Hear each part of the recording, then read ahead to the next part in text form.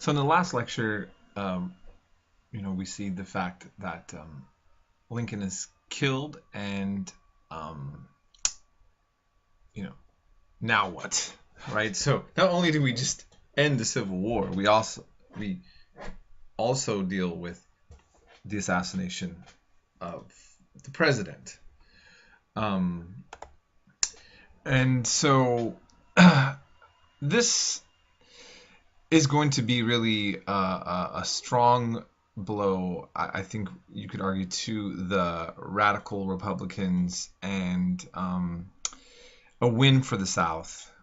So, in a certain sense, John Wilkes Booth's assassination didn't go in vain. I'd hate to argue. Uh, I sadly state that. This is my opinion. I think that he helped. I think that assassination probably did help get the South more of what they would want, the Southern leadership, out of the post-Civil War. And you'll see what I mean as we develop this lecture and you go over the textbook. But, Vice President Andrew Johnson, he was a Democrat before he joined the Union. And remember, this is the Democratic Party was the slave party at the time.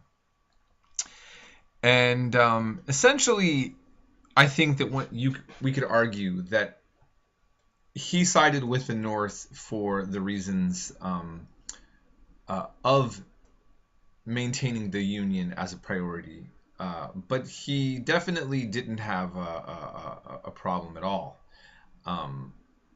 with slavery, and I believe he even actually owned slaves in the past. I should have had that clear notes here, but yeah, he had a very Southern way of looking at things. And by 1865, all the seceded states formed new governments. And with his direction, we saw former Confederate elites in Congress actually, as a senator. Georgia's was the former Confederate Vice President Alexander Stephens. You guys remember him in the book Defending Slavery?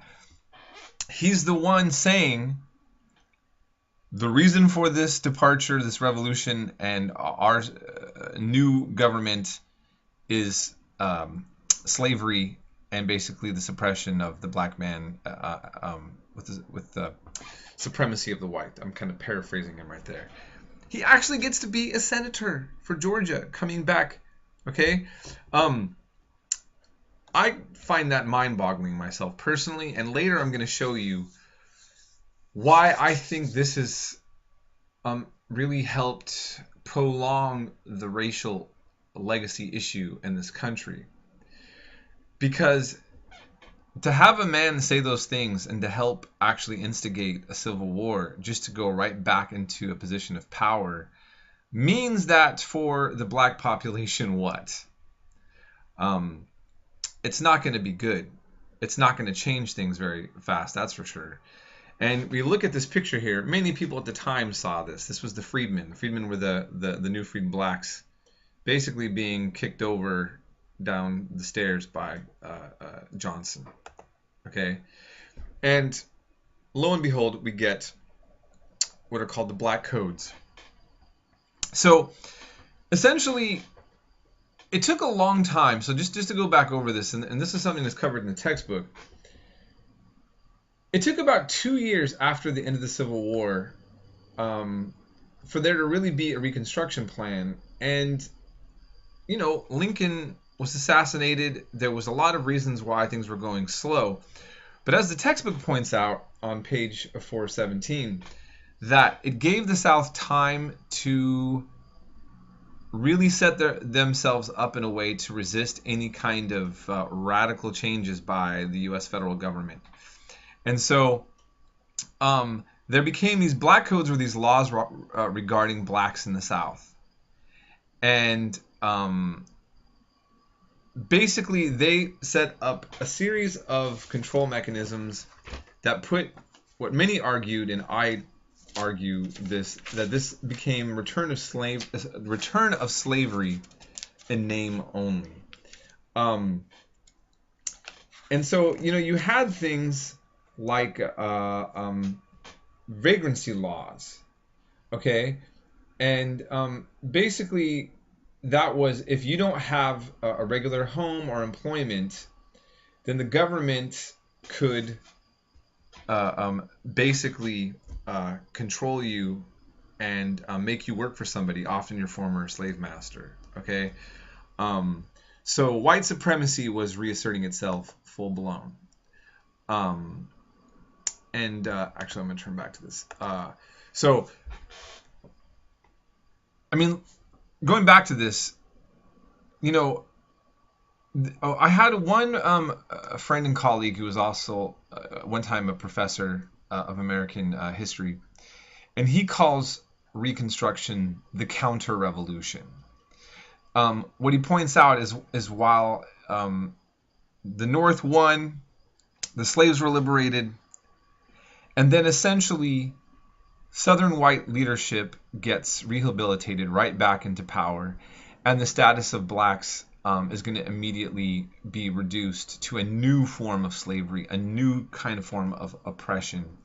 And now they don't even get housing and food provided by the white masters. Now they're completely beholden to white society's whims, and they have to find ways to take care of themselves in the middle of all this as well. And so this was going to be a very disappointing return to the old world order in a new way. Now, on top of that, though, we had certain laws that were put together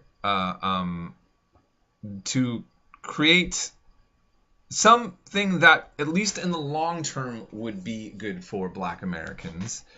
And it was the first constitutional definition of American citizenship. So everyone born in the U.S. is an automatic U.S. citizen. So now, this is controversial to the political groups and politicians in America now that they use that pejorative term anchor baby, where what they're really usually meaning is someone from Mexico illegally comes in and has a baby, and that child is automatically a U.S. citizen because they're born in the United States. And that upsets some, especially in the conservative right, more to the right of politics in America now. Just to kind of throw that your way. I'm not going to even go into that debate right now.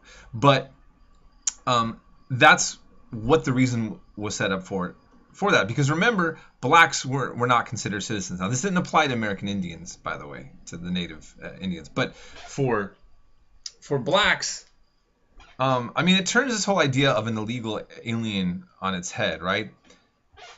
Blacks were forced to come to the United States. They didn't ask to come. And then they weren't considered a part of the system. They weren't even considered human beings. Only counted as 3/5 of a human being for voting representation in the Constitution. And so now it's about trying to even get them labeled as a citizen. Okay, even though that they built much of the South, right? Okay. But of course, as this kind of, I would say, light attempts made on the North End to do things for the black population, whites definitely felt threatened by the idea of these slaves being free. And so you had these bloody race riots in New Orleans, Memphis, and other southern cities. Close to 50 people, mostly blacks, were killed. And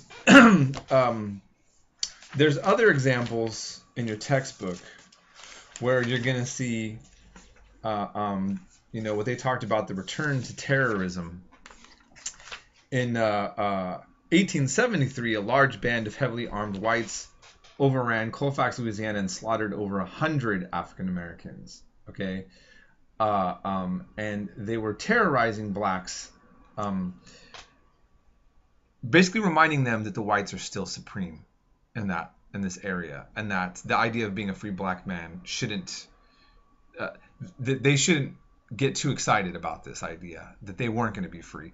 You can look on that on page in your textbook 424 to 426. So again, what are we seeing? We're seeing that Reconstruction is helping integrate the southern states right back in, but at the expense of the black population, now no longer a slave population. And then I go back again to this idea of the constitutions having amendments changing in favor for blacks. So the 15th Amendment forbade the states and federal governments from denying suffrage to any citizen on account of race, color, or previous servitude. Okay.